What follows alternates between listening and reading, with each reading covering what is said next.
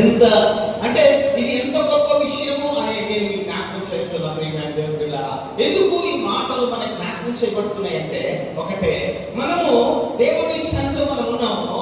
ప్రవచన పూర్వకంగా ఈరోజు ఒక విషయాన్ని మీతో పంచుకోవాలని ప్రభు నాకు జ్ఞాపకం చేశారు. తాళపు చెవిని చాలా మంది వాడుకోవట్లేదు. సరే, వాడుకోకపోగా అది దుర్వినియోగం అవుతుంది. మనం ప్రవేశించట్లేదు, పక్కన వారిని కూడా ప్రవేశించడానికి అసలు సహకారం మనము చూపించట్లే. మొదటిగా మనం చదువుతున్న యెషయా గ్రంథము 22వ అధ్యాయం 22వ అధ్యాయము 22, 23 వచనాలు మనం చూస్తే యెషయా గ్రంథకర్త ఒక మాట అంటాడు. చదవండి ఒకసారి. నేను దావీదు ఇంటి తాలూకు అధికార భారమును అతని భుజం మీద ఉంచెదను. అతడు తీయగా ఎవడునూ మోయజాలడు, అతడు మోయగా ఎవడునూ తీయజాలడు. దిట్టమైన చోట నీళ్లు కొట్టినట్లు నేను అతన్ని స్థిరపరచెదను. అతడు తన కుటుంబమునకు 22వ వచనంలో నేను దావీదు తాళపు చెవి అధికారమును అతని భుజం మీద ఉంచు. దావీదు తాళపు చెవి అధికారమును నేను అతని భుజం మీద ఉంచుతాను. ప్రియమైన దేవుని బిడ్డలారా, 22వ అధ్యాయము యెషయా గ్రంథము ప్రవచనాత్మకమైనటువంటి విషయం. ఒకసారి మీరు బాగా గమనించండి. యెషయా గ్రంథం యొక్క విభజన మీకు చాలా సార్లు చెప్పినా మరి ఒకసారి మీకు జ్ఞాపకం చేస్తా. అంటే మొదటి అధ్యాయం నుంచి 35వ అధ్యాయం వరకు చెరకు ముందు కాలము, మొదటి అధ్యాయం నుంచి 35వ అధ్యాయం వరకు ఉన్న భాగము చెరకు ముందు కాలము, 36 నుండి 39 వరకు చెరలోని కాలము, 40వ అధ్యాయం నుండి 66 వరకు చెర తర్వాత కాలం. అంటే చెర ముందు కాలం హెచ్చరికలు, ఆ చెరలోని కాలం చరిత్రను జ్ఞాపకం చేస్తుంది. చెర తర్వాత కాలము భవిష్యత్తుని గురించి జ్ఞాపకం చేస్తుంది. చెరలో నీకు రాకముందే యెషయా ప్రవక్త వారితో ప్రస్తావిస్తున్నాడు. అయ్యా, దావీదు తాళపు చెవి అధికారం గలవాన్ని నేను ఎరుగుదును, నేను చూచాను. ఆయన సామాన్యుడు కాదు. ఆయన వాస్తవంగా మీరు లెక్క చేయరు. ఆ విషయము ఆ రోజే ఆయన జ్ఞాపకం చేశాడు. అయితే ఆయన ఏమంటున్నాడు అంటే, దావీదు తాళపు చెవి అధికారం అతని భుజం మీద నేను ఉంచేదాను అంటే, నేను ఒక మాట జ్ఞాపకం చేస్తాను. ఆమోసు ప్రవక్త ఏమో 9వ అధ్యాయం 11వ వచనము అంటే 2 వారాల క్రితము నేను పునరుత్థాన దినంలో ఈ విషయాన్ని జ్ఞాపకం చేస్తా. దావీదు ఇల్లు పడిపోయింది, దాన్ని తిరిగి కట్టేవారు ఉన్నారని జ్ఞాపకం చేయబడింది. ఇదే ప్రవచనాన్ని ఆమోసు గ్రంథం 9వ అధ్యాయం 11వ వచనం, నేను తొందరగా వెళ్తున్నా, మనకు ప్రోగ్రాం ఉంది కాబట్టి. ఆమోసు గ్రంథం 9వ అధ్యాయం 11వ వచనంలో ఈ మాట ఉంది, పడిపోయిన దావీదు గుడారం అనే మాట ఆయన ప్రస్తావించాడు. రెండోది అపోస్తలుల 15వ అధ్యాయం 17వ వచనంలో పడిపోయిన దావీదు గుడారాన్ని గురించి ప్రస్తావన చేయబడింది. ప్రకటన గ్రంథం 1వ అధ్యాయము 18వ వచనం ఒకసారి చదువుతారా? ప్రకటన గ్రంథం 1వ అధ్యాయం 18వ వచనం ఒకసారి చదువుతారా?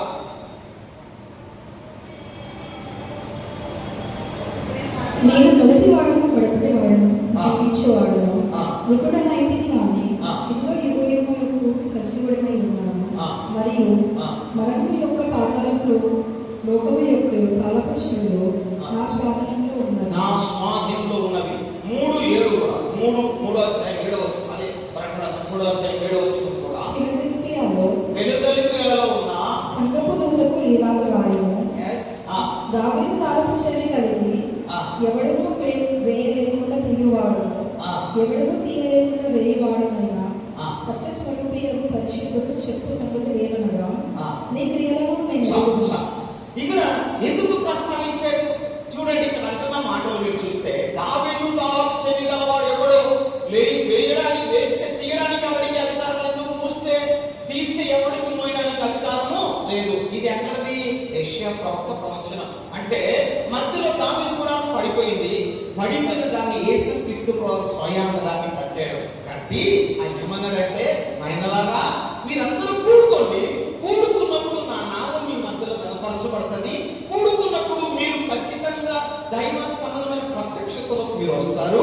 వచ్చిన తర్వాత ఏం జరుగుతుంది అంటే, ఆధ్యాత్మికమైన దీవెన ఏంటంటే, ఇక్కడ నాకు చేస్తున్న విషయం ఏంటంటే, ఇదిగో ఖచ్చితంగా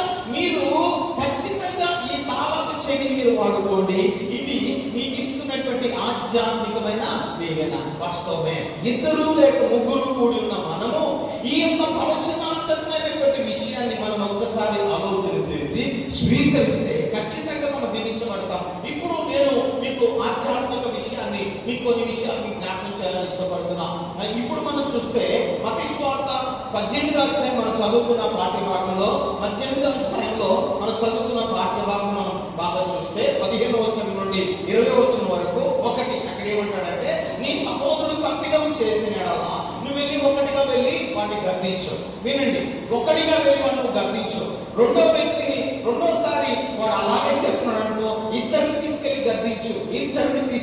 గద్దించు. వాడు ఇంకా అలాగే చేస్తున్నాడు అనుకో, మూడవసారి నువ్వు ఏం చేస్తావంటే ఖచ్చితంగా వాణి ఖచ్చితంగా నువ్వు అన్యుడుగా నువ్వు చేయాలి. నువ్వు వాడిని వెలివేయు. అని అన్యుడు అంటే సంఘంలో నుంచి వాడిని పక్కన పెట్టడమే అన్యుడుగా నువ్వు వాడిని పక్కన పెట్టడము.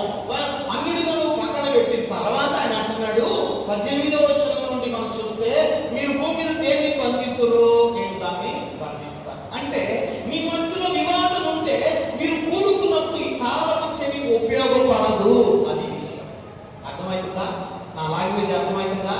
మీ మధ్యలో వివాదం ఉంటే ఒకరిని ఒకరు తక్కువగా చూసుకుంటే ఈ తాళం చెవి ఉపయోగపడదు.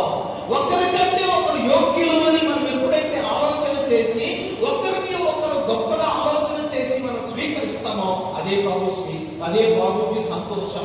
ఒకరికంటే నాకు ఇన్ని వచ్చు, నాకు ఇన్ని తెలుసు, నాకు అంత తెలుసు, కాబట్టి పక్కనోడు ఎన్నోడు పిచ్చోడు వాడికి తెలియదు అనుకుంటే నువ్వు దేవుని రాజ్యానికి సభ్యుడివి కాదు. ఇది 100% కాదు.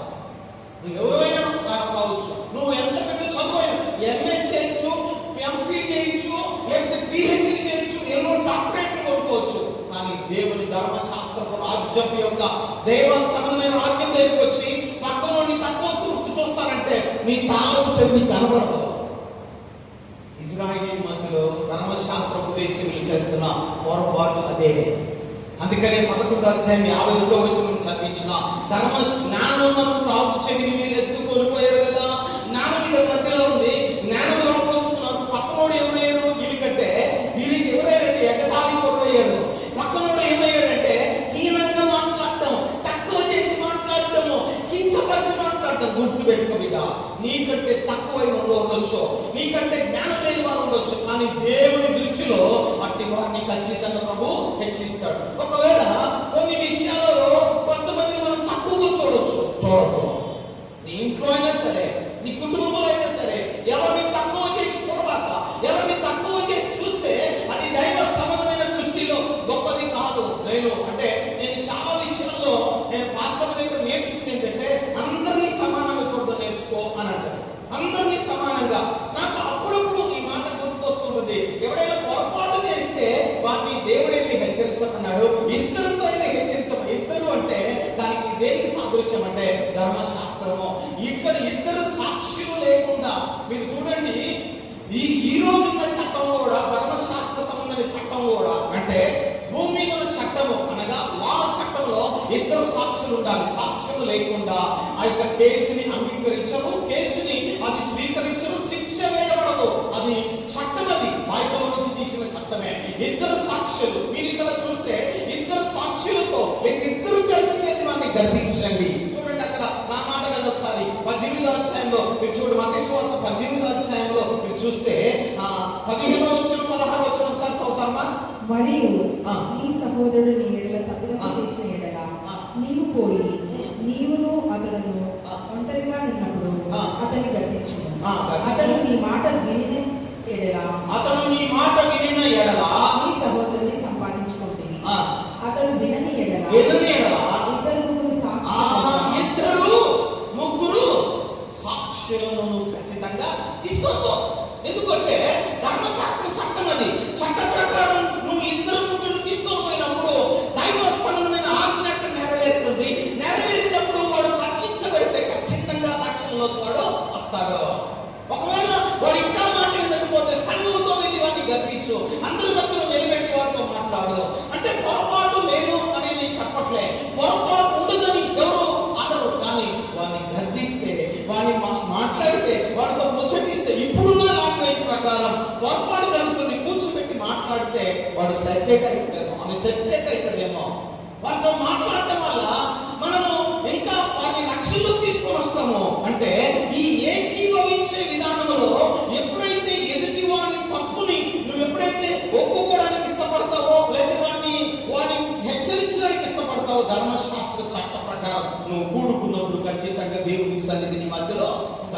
చట్టం ఇది.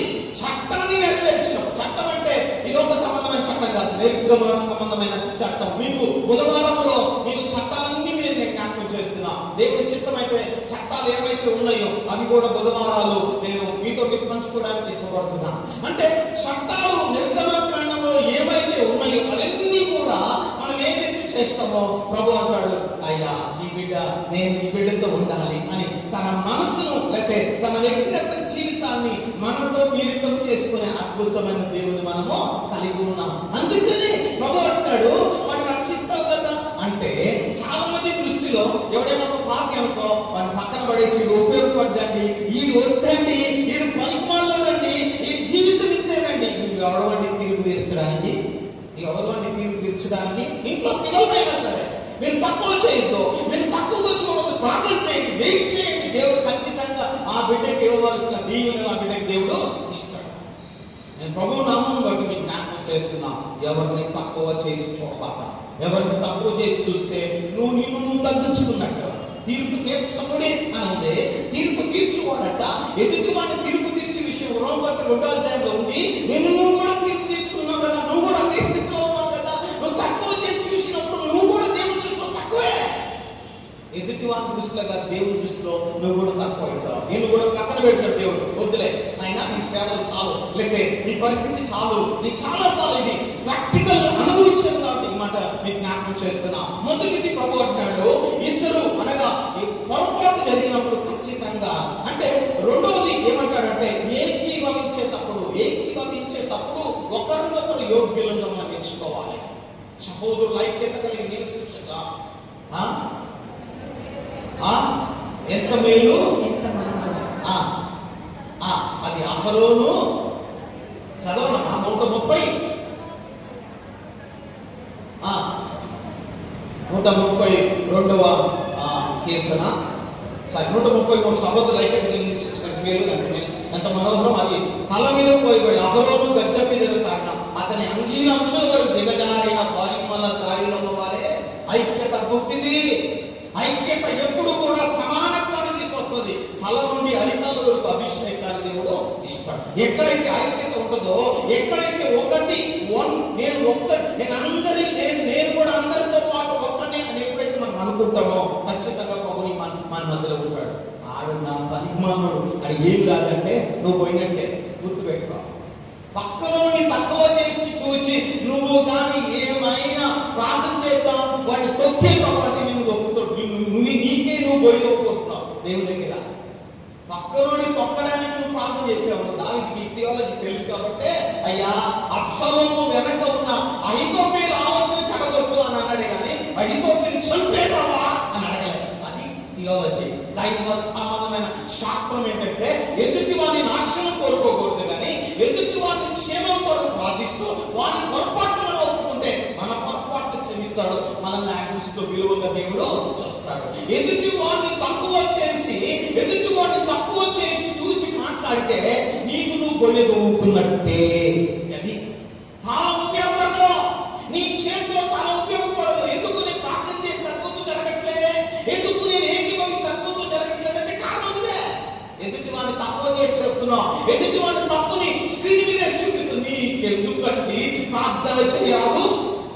ప్రభువా వాడు పాపం చేస్తున్నాడు, వాడు దుర్మార్గం చేస్తున్నాడు, వాడు అవివేకి, వాడి జ్ఞానం లేదు, నువ్వు వాడిని గైడ్ చేయి, ప్రార్థన చేయి, హెచ్చరించు, ప్రభు దగ్గర వాడి గురించి మాట్లాడు, ప్రభు దగ్గర వాడిని తీసుకొచ్చి చేయి. అంటే ఎప్పుడైతే ఏకీభవించే పద్ధతిలో నేను పక్కనున్న వ్యక్తి సమానం అని ఎప్పుడైతే అనుకుంటావో ఖచ్చితంగా అందుకనే ఇద్దరు ఎక్కడ ఏకీభవించుదురో అప్పుడు నీకేం కనపడుతుంది. ఎదుటి ఒకరిని మనం పొరపాటు ఎంచకుండా ఒకరిని మనము గర్వించినా, వారితో మాట్లాడినా, వారితో సంభాషణ చేసి ఒకవేళ వాడు మాట వినకపోతే అన్నిటిగా పక్కన పెట్టి వాడి గురించి డిస్కషన్ చేయకుండా ఏకీభవించే పద్ధతిలో అందరం కలిసి వారి కోసం ప్రార్థన చేసి ప్రభువా జ్ఞాపకం చేసుకుంటే మూడోది ఏమిటంటే నీ చేతిలో ఉన్న తాళం ఏంటో నీకు ఉపయోగపడుతుంది. అది విషయం. అంటే ఈ తాళాన్ని ప్రభు ఏం చేశాడంటే పడిపోయింది.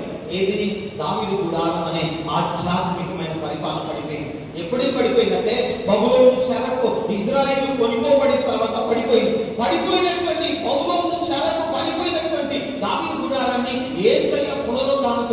కట్టి దాన్ని నిర్మించి దాని గోడలు తొక్కేసి దాని ప్రాకారం అంతా సరిచేసి దాని తాళము చెవిని వేసి మన చేతికి అప్పగించాడు. నువ్వు ఎప్పుడైతే ఎదుటి వాడిని తప్పుని ప్రభు దగ్గరికి తీసుకొచ్చి జ్ఞాపకం చేసి ఒప్పుకుంటావో, ఎదుటి వాడిని తప్పుని సరిచేయడానికి ఉపయోగపడతావో, ఎదుటి వాడిని నీతో సంబంధం ఎప్పుడైతే ఎంచుకుంటావో, ఉదాహరణకి అబ్రహాము దగ్గర నుంచి లోతు పారిపోయాడు. లోతు పారిపోయిన తర్వాత ఏం జరిగింది? లోతు ఇంట్లో పారిపోయిన తర్వాత ఏం జరిగింది?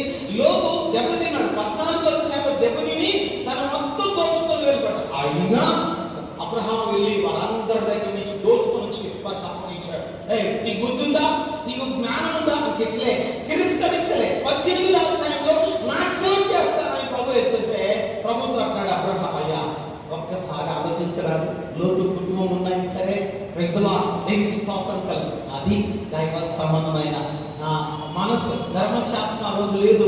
ఆ రోజు ధర్మశాస్త్రం లేదు. ఆ రోజు ఎవరు బోధించేవాడు లేడు, ఇలా బోధన చేసేవాడు కూడా లేదు. కానీ తండ్రి అయిన అబ్రహాము, మన పితరుడైన అబ్రహాం అంటున్నాడు, అయ్యా వాడు కనీసం లోతు కుటుంబమైన ఉన్న రక్షించయ్యా. అప్పుడు కనపడింది ఆయన దాచింది. కనపడితే వెలిగించేందుకు క్రమము చొప్పున యాజకుడుగా యేసుక్రీస్తు ప్రత్యక్షమైతే దేశానికి ఇచ్చేశాడు. అంటే ప్రియమైన దేవుని బిడ్డలారా, దేవుని విషయంలో నేను జ్ఞాపకం చేస్తున్నా, దేవుని యొక్క అనగా యేసుక్రీస్తు భూమి మీద ఎవరైతే తనకు విశ్వాస సంబంధమైన విషయంలో సంపూర్ణంగా ఉంటారో, విశ్వాస పాత్రలు ఉంటారో, వాళ్ళు ఖచ్చితంగా ప్రభు చేతిలో బలమైన బిడ్డలుగా వారు తయారవుతారు. నేను ఈ వారంలో ఒక వ్యక్తిని గురించి బాగా ధ్యానం చేసిన. ఆమె ఊరు అంటే మనకు తెలిసినటువంటి ఆమె మత్తయి సువార్త 15వ అధ్యాయంలో మనకు కనపడుతుంది. ఆమె విషయమై మీరు చూస్తే ఇక్కడేమో 15 మత్తయి సువార్త 15లో ఈమె గురించి రాయబడింది, కనాను స్త్రీ అని రాయబడింది.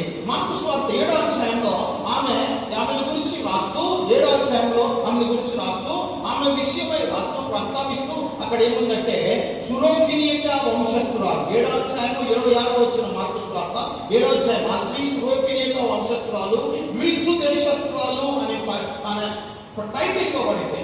ఆమె ఎవరంటే అన్యురాలు. చూడండి, యేసు దగ్గరికి వచ్చి అడుగుతుంది, నా కుమార్తె బాగలేదు, మన ఇంట్లో బాగలేకుండా ఉండవచ్చు, మన పిల్లలు దురాత్మ చేత పట్టి పీడించవచ్చు, లోక సంబంధమైన విషయాల్లో మన పిల్లలు తొట్టిలో పాటు చేయొచ్చు. ఆ అధికారం అంతా ప్రభు దగ్గర ఉంది. ప్రభు దగ్గరికి వచ్చి దావీదు కుమారుడా అని కరుణించాలి ప్యాక్ చేసింది. ప్రభు ఆగిపోయాడు, మాట్లాడటం మొదలు పెట్టాడు. ఈమె అన్ని రాదు, ఈమెకి నేను చెయ్యకూడదని చెప్పిన వచ్చిందొక్కి అయినొక్కి ఆమెతో మాట్లాడగానే ప్రభు అంటున్నాడు, ఆమె గురించి మాట్లాడుతూ ప్రభు అంటున్నాడు 15వ అధ్యాయంలో ప్రభు అంటున్నాడు, నీ విశ్వాసం గొప్పదమా. Praise the lord. నీ విశ్వాసం గొప్పది. అక్కడ మీరు చూస్తే నిజమే ప్రభు, ఆయన ఒక్కొక్క పిల్లలు తమ యజమాని బల మీద పడు అంటే 15వ అధ్యాయం 27వ వచ్చిన మత్తయి సువార్త బల మీద పడు రొట్టె ముక్కలు తిను కదా అని చెప్పారు. అందుకే సమా నీ విశ్వాసము గొప్పది. అంగీకరించాలి. రెండు నిన్ను దేవుని దగ్గర సెట్ చేసుకోవాలి. ప్రభు ఈ విషయంలో నీ దగ్గరికి నేను వస్తున్నాను, నన్ను ఒకసారి జ్ఞాపకం చేసుకో. ఈ విషయంలో నీతో నేను సమాధాన పడడానికి ఇష్టపడుతున్నానయ్యా అని ఒకసారి జ్ఞాపకం చేసుకో. ప్రియమైన దేవుని బిడ్డలారా, వాక్యం మనకు జ్ఞాపకం చేసేది ఒకటే, మన జీవితంలో మనము అనగా ప్రభు యొక్క కృపను బట్టి మనం ఈ రోజు మనకి దేవుడు విశ్వాస సంబంధమైన విషయంలో పరిపూర్ణంగా నిలబెట్టాడు. ఆ విశ్వాసం ప్రభువులో మనకి కొనసాగించబడుతుంది. వాస్తవమే. ఆ పునరుద్ధరణంతో మన చేతిలో కాలాన్ని పెట్టాడు. వాడుకో ప్రభు, ఈ విషయంలో నువ్వు నాకు తోడుగుండి నడిపించాయా, ఈ విషయంలో నువ్వు నీ కృప నాకు తోడుగుంచి నడిపించాయా, నీ కృప దీవెన ఆశీర్వాదం నాకు దయచేయి ప్రభు. ప్రభుత్వం నువ్వు ఎప్పుడైతే సమాధాన పడతావో, ప్రభుత్వం ఎప్పుడైతే పరిపూర్ణమైనటువంటి సంపూర్ణతలోకి ఎప్పుడైతే నువ్వు వస్తావో, ఖచ్చితంగా ప్రభు నేను జ్ఞాపకం చేసుకుంటాడు. ఆ కాలం చెవిని వాడు కూడా కృపణిస్తాడు. ఆ పునరుద్ధరణ శక్తితో నీ ఇంట్లో ఉన్న ప్రతి దురాత్మ శక్తి కానీ, అపవిత్రత కానీ, పనిమాలిన ఏదైనా తొలగిపోయేలాగా చేయగలిగిన వాడు ఆయన. ప్రార్థన చేసుకుందాం ఒక్క నిమిషం ప్రభు దగ్గర. ప్రభు, ఒకవేళ నేను ఎవరైనా తక్కువ చేసి మాట్లాడుతున్నాను క్షమించండి. నేను ఎవరినైనా తక్కువగా నేను చూస్తే వారిని క్షమించి, నన్ను క్షమించి వారిని కూడా క్షమించి నన్ను ఒకసారి జ్ఞాపకం చేసుకో. ప్రభు సన్నిధిలో మనల్ని మనం ప్రభుతో ఒక్కసారి ప్రభు వైపు చూస్తూ, ప్రభు నన్ను ఒకసారి జ్ఞాపకం చేసుకో ప్రభు వైపు చూద్దామా. ఒకసారి అందరూ లేచి నిలబడదాం. ప్రభు వైపు చూస్తూ, ప్రభు నన్ను ఒక్కసారి జ్ఞాపకం చేసుకో. మోకరించలేని బిడ్డలు మోకరించండి. మీకోసం నేను ప్రార్థన చేస్తాను కదా. దయచేసి ప్రభు సన్నిధిలో ప్రభు ఆయన ఆ తాళం చెవి నాకు కనబడుతుంది కానీ నేను సంపూర్ణతలో రాలేకపోతున్నాను. నన్ను జ్ఞాపకం చేసుకుంటావా? నాలో ఉన్న పొరపాటులన్నీ కూడా నన్ను సరిచేయగలవా? నాలో ఉన్న బలహీనతలన్నీ కూడా నన్ను విడిపించి నన్ను జ్ఞాపకం చేసుకో. నువ్వు తప్ప నన్ను రక్షించే వాడి మీద ఎవరు లేరయ్యా. నీవే నా రక్షకుడివి, నీవే నా దేవుడు అయ్యా. ఒకసారి మన తల వచ్చి ప్రభావం చూస్తూ, ప్రభావ ఈ పొరపాటు నాకు ఉండయ్యా. ఒకవేళ ఈ తాళపు చెవి నాకు కనపడుతున్నా, ఆ జ్ఞానం నా దగ్గర ఉన్నా, నేను ఉపయోగించుకోలేని దౌర్భాగ్యమైన జీవితం ఉంటే నన్ను క్షమించు ప్రభావ. నాకు మారు మనసు దయచేయి నాయనా. నన్ను పరిపూర్ణతలో నడిపించయ్యా. ఆ దావీదు తాళపు చెవి యొక్క అధికారం నీవు నాకు ఇచ్చావని నేను అంగీకరిస్తాను ప్రభావ. ఒక్కసారి మనం జ్ఞాపకం చేసుకుందామా? ఒక్కసారి మనం ప్రభు వైపు చూద్దామా? ఆయన వైపు చూస్తూ మన హృదయాన్ని ప్రభువుకి అప్పగించుకుందాం.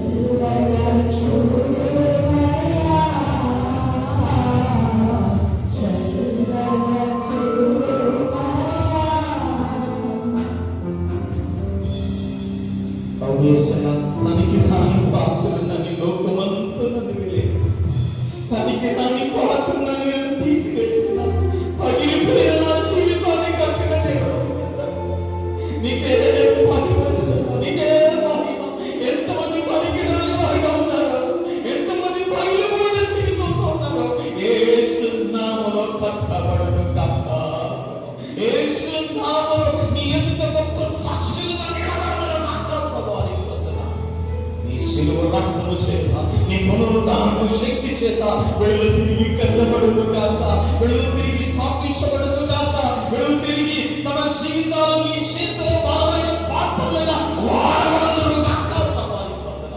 నీ గొప్ప కృప ఇవ్వడని పాత్రలు గాక. నీ సన్నిధికి వచ్చారయ్యా, నీ సన్నిధిలో మోకరించారయ్యా, నీ వైపు చూస్తున్నారయ్యా. కనికరించి యేసయ్యా, కనికరించి యేసయ్యా, కనికరమూర్తి నీవే ఆశీర్వదించునాయన. యేసు నామములో దీవించునాయన, యేసు నామములో ఆశీర్వదించు. నీ కృప, దీవెన, ఆశీర్వాద, సమృద్ధి, క్షేమం, సమాధానం దయచేయమని ప్రతి వేళలో దీవించిన నీకే స్తుతులు, స్తోత్రములు, సమస్త మహిమ, ఘనత, నామాన్ని చెల్లిస్తాం. యేసు క్రీస్తు నామములో ఆమేన్. ప్రభువుల కొరకు మన హృదయాన్ని సిద్ధపరచుకుందాం. మహోన్నతుడైన యేసయ్య వందనాలు. ప్రభువుల కొరకు సన్నిధికి వచ్చేందుకు మమ్మల్ని జ్ఞాపకం చేస్తూ దర్శించమని నీకే స్తోత్రము, స్తోత్రము చెల్లిస్తూ యేసు నామములో తండ్రి ఆమేన్. పాట పాడుతుండగా మన హృదయాన్ని సిద్ధపరచుకుందాం.